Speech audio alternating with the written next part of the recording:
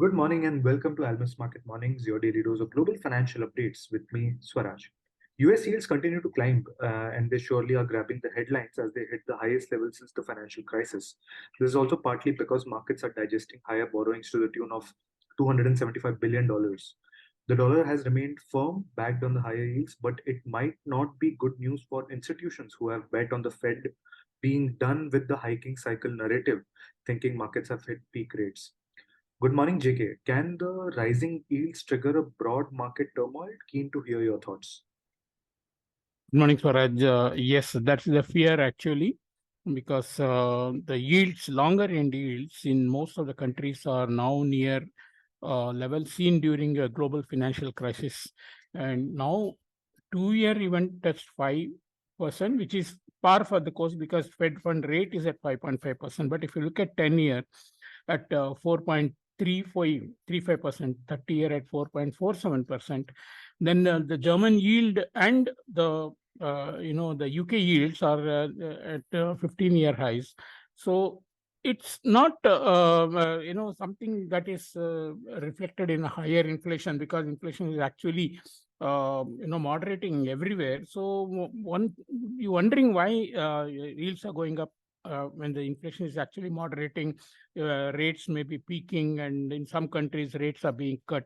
So the reason lies in the fact that investors' positioning has been very, very long of bonds. They bought bonds initially when the Fed started cutting rates at a slower pace from 0.5 to 0.25. Then there was a perception of rates peaking. There was a pause in June, and then there was again. Then subsequently it was hiked.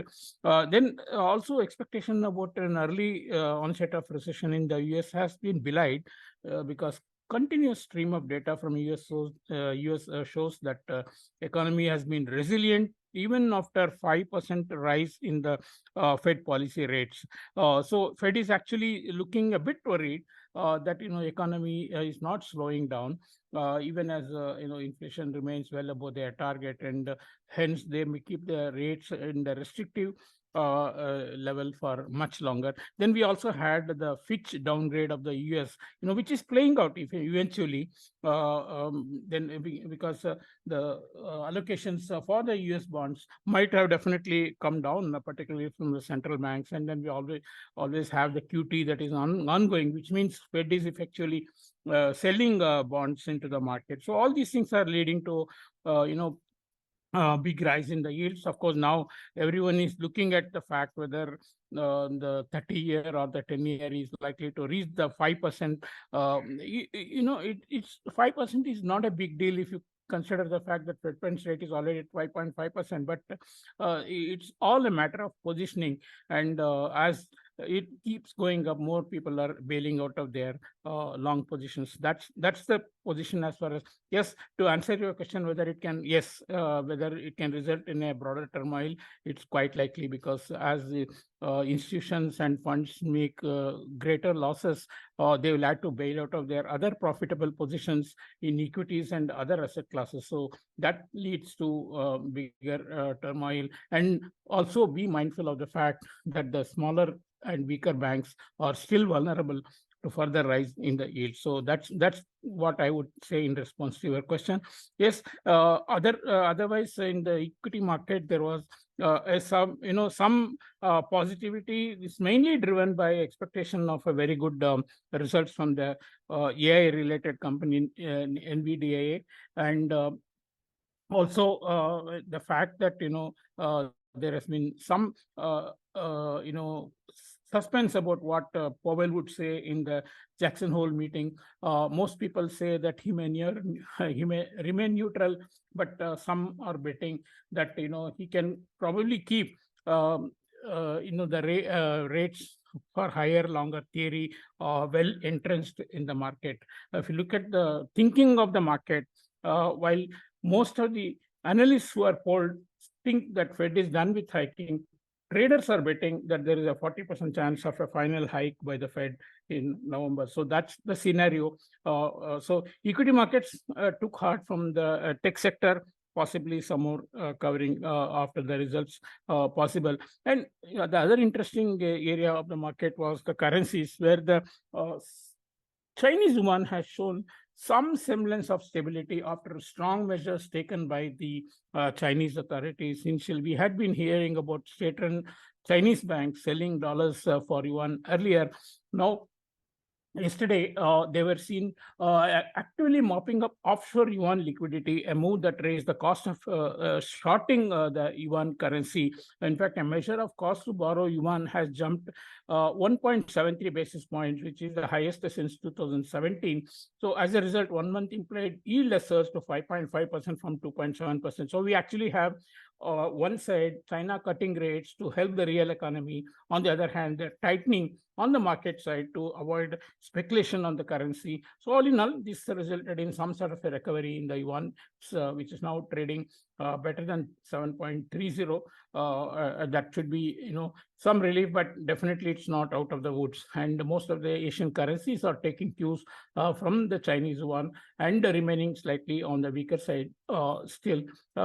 Also, on the equity side in China, seems to be somewhat of stability, because we are also hearing about companies resorting to share buybacks, which can, eventually support the stocks from falling further also.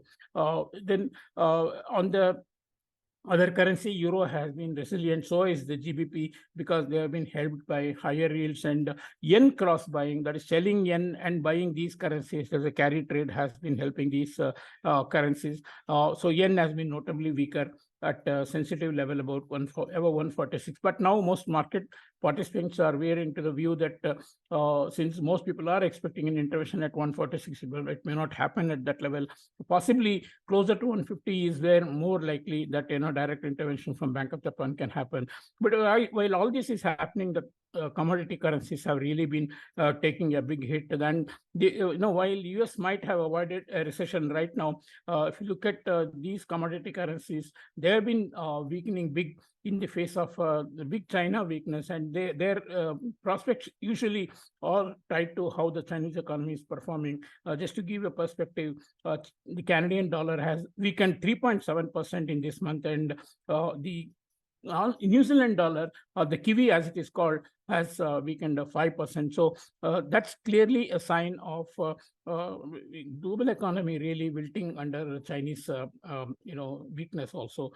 Coming to our own Indian rupee, really the flows have been missing, which is keeping the rupee somewhat on the defensive side. Actually, the flows have been on the buying side of dollar, but enough supplies from central bank through the PSUs have been keeping the things very quiet and keeping very stable and calm in the markets. But if we do see similar support from the central bank for a few more days, and also a global situation, particularly on the Chinese yuan side, stabilizing, we might well see some corrective move down in the USD-INR if it is backed, possibly backed by some flows, which may be kept on hold for some time, expecting rupee to breach the all-time low. So interesting time to look forward to in the INR also. Thank you. Thank you, JK. And as you mentioned, the longer end of the yields are rising for major countries like US, Germany, and UK. And that is despite inflation moderating.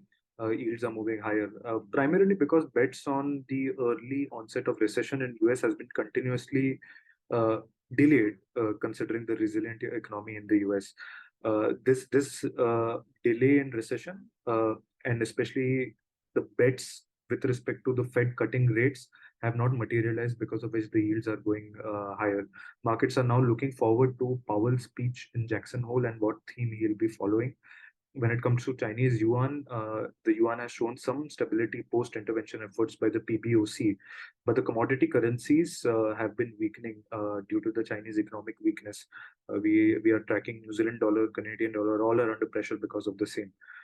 For rupee, the flows have been missing. Central bank has been keeping things stable. However, whenever the rupee has been weakening, but if the Chinese situation stabilizes, rupee can see some appreciation on the cards. That's it from us today. Thanks for listening, and tune in tomorrow for another round of fresh updates. Thank you.